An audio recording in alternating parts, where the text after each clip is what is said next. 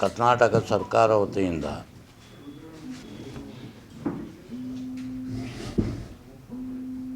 ಶಿಕ್ಷಣ ಇಲಾಖೆಯ ಪ್ರಾಥಮಿಕ ಮತ್ತು ಪ್ರೌಢಶಾಲೆಯ ಶಿಕ್ಷಕರನ್ನು ನೇಮಿಸಿಕೊಳ್ಳಲು 15,000 ವೇಕೆನ್ಸಿ ಕರೆದಿದ್ದಾರೆ. ಈ ಹಿಂದೆ ಯಾವುದೇ ಸರ್ಕಾರ ಬಂದರೂ ಕನ್ನಡ ಮಾಧ್ಯಮ ಮತ್ತು ಉರ್ದು ಮಾಧ್ಯಮದಲ್ಲಿ ಶಿಕ್ಷಕರನ್ನು ನೇಮಿಸಿಕೊಳ್ತಿದ್ದು. ಆದರೆ ಈ ಸರ್ಕಾರದಲ್ಲಿ ಉರ್ದು ಶಿಕ್ಷಕರನ್ನು ತುಂಬಿಕೊಳ್ಳಲು ಅಧಿಸೂಚನೆ ಹೊರಡಿಸಿಲ್ಲ. ಕರ್ನಾಟಕ ಈ ಕಾಂಗ್ರೆಸ್ ಸರ್ಕಾರ ಅಲ್ಪಸಂಖ್ಯಾತರ ಏಳಿಗೆಗಾಗಿ ನಾವು ಕೆಲಸ ಮಾಡ್ತೀವಿ ಅಂಥೇಳಿ ವಾಗ್ದಾನ ಮಾಡಿ ನಮ್ಮ ಓಟನ್ನು ಪಡೆದುಕೊಂಡು ಅಧಿಕಾರಕ್ಕೆ ಬಂದಾರ. ಇವರು ಅಧಿಕಾರಕ್ಕೆ ಬಂದ 3 ವರ್ಷ ನಂತರ ಇವತ್ತು ಶಿಕ್ಷಕರನ್ನು ತುಂಬಿಕೊಳ್ತಾ ಇದ್ದಾರೆ. ಇದರಲ್ಲಿ ಉರ್ದು ಮಾಧ್ಯಮದವ್ರಿಗೆ ತುಂಬಿಕೊಳ್ತಾ ಇಲ್ಲ. ಈ ಕನ್ನಡ ಮಾಧ್ಯಮವ್ರಿಗೆ ಯಾಕೆ ತುಂಬಿಕೊಳ್ಳಾಕತ್ತೀರಿ ಅಂತ ನಾವು ಹೇಳ್ತಾ ಇಲ್ಲ. ನಮ್ಮ ರಾಜ್ಯದಲ್ಲಿ ಕನ್ನಡ ಮತ್ತು ಉರ್ದು ಮಾಧ್ಯಮ ಎರಡೂ ಭಾಷೆ ನಡೀತಾ ಇದೆ. ಈಗ ಎಕ್ಸಾಂಪಲ್ಲು ನಮ್ಮ ಈ ಕಡೆ ಧಾರವಾಡ, ದಾವಣಗೆರೆ, ಗುಲ್ಬರ್ಗ, ಬೀದರು ಇಲ್ಲೇ ನಮ್ಮ ಜನಸಂಖ್ಯೆ ಜಾಸ್ತಿ ಇರೋದರಿಂದ ಅಲ್ಲೇ ಉರ್ದು ಶಾಲೆಗಳು ಜಾಸ್ತಿ ಇದೆ. ಈ ನಾರ್ತ್ ಕರ್ನಾಟಕನಲ್ಲಿ ಈ ಕಾರವಾರ, ಮಂಗಳೂರು, ಉಡುಪಿ, ಆಮೇಲೆ ಮೈಸೂರು, ಬೆಂಗಳೂರು ಇಲ್ಲೇ ನಮ್ಮ ಜನಸಂಖ್ಯೆ ಕಡಿಮೆ ಇರೋದರಿಂದ ಅಲ್ಲೇ ಕನ್ನಡ ಮಾಧ್ಯಮ ಜಾಸ್ತಿ ಇದೆ. ಕನ್ನಡ ಜೊತೆಯಲ್ಲಿ ಉರ್ದು ಮಾಧ್ಯಮನೂ ತುಂಬ್ಕೋಬೇಕು ಅನ್ನೋದು ನಮ್ಮ ಸರ್ಕಾರಕ್ಕೆ ಮನವಿ ಮಾಡ್ತಾಯಿದ್ದೀವಿ. ಗುಲ್ಬರ್ಗಾನಲ್ಲಿ ಎಂ ಬಿ ಪಾಟೀಲ್ ಅವ್ರಿಗೆ ಘೇರಾವ್ ಹಾಕಿ ನಾವು ಮನವಿ ಸಲ್ಲಿಸೀವಿ. ನಿನ್ನೆ ಹಾವೇರಿನಲ್ಲಿ ನಾವು ರುದ್ರಪ್ಪ ಲಮಾಣಿ ಅವ್ರಿಗೂ ಮನವಿ ಕೊಟ್ಟಿವಿ. ಬಿಜಾಪುರನಲ್ಲಿ ನಮ್ಮ ಇವ್ರಿಗೂ ಪ್ರಿಯಾಂಕಾ ಖರ್ಗೆ ಸಾಹೇಬ್ರಿಗೂ ಕೊಟ್ಟಿವಿ. ಹಾನಗಲ್ನಲ್ಲಿ ನಮ್ಮ ಮಾನೆ ಸಾಹೇಬ್ರಿಗೂ ಮನವಿ ಕೊಟ್ಟಿವಿ.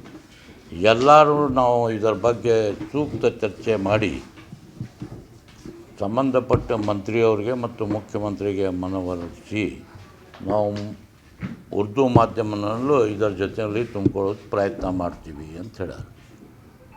ನಮ್ಮದು ಇವತ್ತು ಬೇಡಿಕೆ ಏನಿದೆ ಅಂತ ಹೇಳಿದರೆ, ಪ್ರಯತ್ನ ಅಲ್ಲ, ಆಗಲೇಬೇಕು.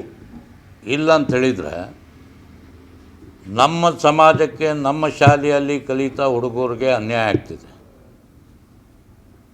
ಈಗ ತಾವು ಟೀಚರೇ ಕೊಟ್ಟಿಲ್ಲ ಅಂತ ಹೇಳಿದರೆ ತಂದೆ ತಾಯಿಯವರು ಟೀಚರ್ ಇಲ್ಲ ಆ ಶಾಲೆ ಒಳಗೆ ಮಕ್ಕಳಿಗೆ ಅಡ್ಮಿಷನ್ ಹೆಂಗೆ ಮಾಡಿಸೋದು ಅನ್ನೋದು ಪ್ರಶ್ನೆ ಹುಡ್ತಾ ಇದೆ. ಈಗ ಮ್ಯಾಕ್ಸಿಮಮ್ ಪ್ರೈವೇಟ್ ಶಾಲೆಯಲ್ಲಿ ಯಾಕೆ ಅಡ್ಮಿಷನ್ ತೊಗೊತಾ ಇದ್ದಾರೆ ಅಂತ ಹೇಳಿದರೆ ಮೇನ್ ಕಾರಣ ಟೀಚರ್ ಕೊರತೆ. ಎಷ್ಟು ಲ್ಯಾಂಗ್ವೇಜ್ ಐತಿ ಅಷ್ಟು ಲ್ಯಾಂಗ್ವೇಜನ್ನು ಎಲ್ಲ ಶಾಲೆ, ಕನ್ನಡ ಆಗಲಿ ಉರ್ದು ಮಾಧ್ಯಮದಲ್ಲಿ ಆಗಲಿ ಟೀಚರ್ಸ್ ಇಲ್ಲ. ಇವರು ಏನು ಹೇಳ್ತಾರೆ, ಉರ್ದು ಟೀಚರ್ಸ್ ಕೊಡದೆ ಪ್ರೈವೇಟ್ ಶಾಲೆಯಲ್ಲಿ ಅಡ್ಮಿಷನ್ ಮಾಡ್ತಾ ಇದ್ದಾರೆ, ಪ್ರೈವೇಟ್ ಶಾಲೆಯಲ್ಲಿ ಹೋಗ್ತಾ ಇದ್ದಾರೆ ತಮ್ಮ ಮಕ್ಕಳಿಗೆ ಕಲ್ಸೋಕ್ಕೆ. ಯಾರಿಗೂ ದುಡ್ಡು ಜಾಸ್ತಿ ಆಗಿಲ್ಲ. ಈಗ ನಾದರೂ ಗೌರ್ಮೆಂಟ್ ಶಾಲೆಯಲ್ಲಿ ಕಲ್ತಿದ್ದು, ನಮ್ಮಣ್ಣ ಡಾಕ್ಟರ್ ಇದ್ದಾರೆ, ಅವರು ಗೌರ್ಮೆಂಟ್ ಶಾಲೆಯಲ್ಲಿ ಕಲ್ತಿದ್ದು.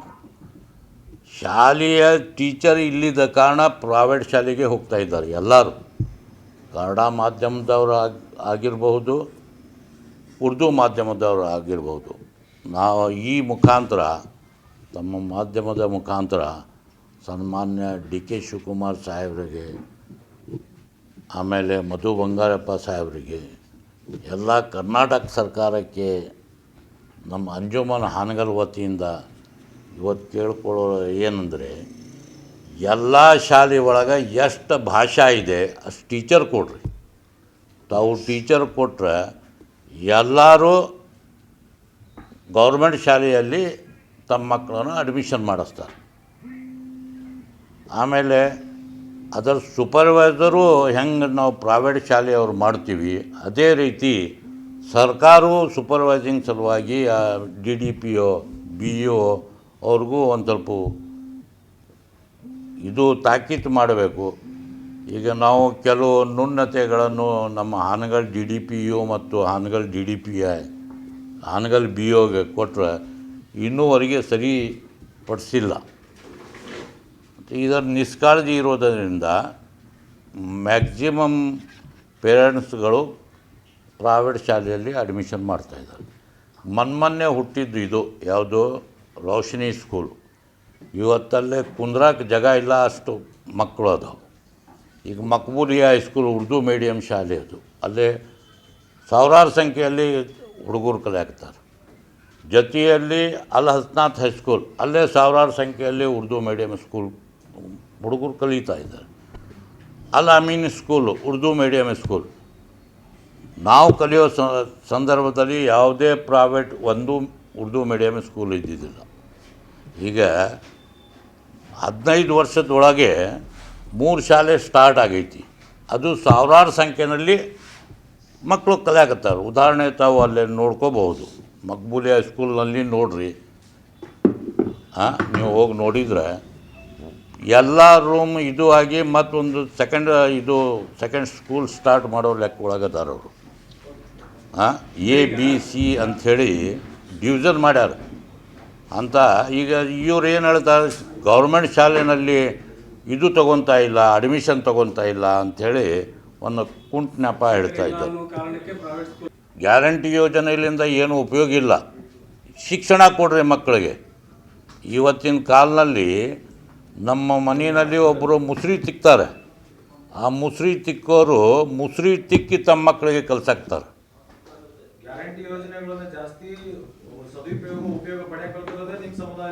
ಇಲ್ಲ ಯಾವುದು ಇಲ್ಲ ನಮ್ಮ ಸಮುದಾಯಕ್ಕೆ ಬಂದ್ ಮಾಡಿದ್ರು ನಡೀತೈತಿ, ನಮ್ದು ಏನೂ ತಕರಾರಿಲ್ಲ, ಅದಕ್ಕೆ ಯಾಕೆ ಬಂದ್ ಮಾಡಾಕ್ತೀರಿ ಅಂಥೇಳಿ.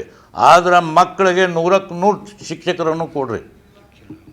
ಈ ಹಿಂದೆ ನಮ್ಮ ಸಮಾಜದವರು ಒಬ್ಬರು ಹೋದರು, ಮನ್ಯಾಗ ಕುಂತವ್ರು ಹೊರಗೆ ಬಂದು ನೋಡ್ತಿದ್ರು.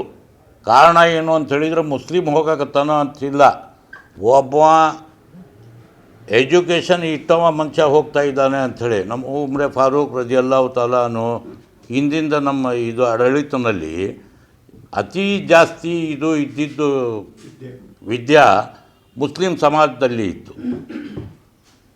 ಮುಸ್ಲಿಂ ಸಮಾಜದವರು ಹೋಗ್ತಾ ಇದ್ದರು, ಮನ್ಯಾಗ ಕುಂತವ್ರು ಹೊರಗೆ ಬಂದು ನೋಡ್ತಿದ್ರು, ಒಬ್ಬ ವಿದ್ಯಾವಂತ ಹೋಗ್ತಾ ಇದ್ದಾನೆ ಅಂಥೇಳಿ. ಇವತ್ತು ನಮ್ಮ ಪರಿಸ್ಥಿತಿ ಏನಾಗಿತ್ತು ಅಂತ ಹೇಳಿದ್ರೆ 1,000 ಇದ್ರಾಗ ಮಕ್ಕಳು ಒಳಗೆ 100ರಷ್ಟು ಮಕ್ಕಳು ವಿದ್ಯಾವಂತರು ಇಲ್ಲ. ಇದಕ್ಕೆ ಕಾರಣ ಏನಂತ ಹೇಳಿದ್ರೆ ಶಾಲೆಯಲ್ಲಿ ಟೀಚರ್ಸ್ ಇಲ್ಲ. ಟೀಚರ್ಸ್ ಇಲ್ಲಿದ್ದ ಕಾರಣ ಅಲ್ಲೇ ಆ್ಯಕ್ಷನ್ ತಗೊಳ್ಳೋರೇ ಇಲ್ಲ. ಮಗ ಶಾಲೆಗೆ ಹೋಗಿ ತಮ್ಮ ಹೊಟ್ಟೆ ಪಾಡೋಕ್ಕಾಗಿ ಮಕ್ಕಳಿಗೆ ಇದು ಮಾಡೋಕ್ಕೆ ಕೆಲಸಕ್ಕೆ ಹೋಗ್ಬಿಡ್ತಾನೆ. ನಮ್ಮ ಸಮಾಜದಲ್ಲಿ ಬಡವ್ರು ಜಾಸ್ತಿ, ಬಡ ರೇಖಾ ಏನೈತಲ್ಲ ನಮ್ಮ ಸಮಾಜದಲ್ಲಿ 95% ಐತಿ. ದುಡಿಬೇಕು, ತಿನ್ನಬೇಕು. ಈಗ ದುಡ್ಯಾಕೆ ಅವ ಹೋಗ್ತಾನೆ, ಮಗ ಶಾಲೆಗೆ ಹೋಗ್ತಾನೆ, ಶಾಲೆನಲ್ಲಿ ಮಗ ಬಂದಾನ ಇಲ್ಲ ಅನ್ನೋ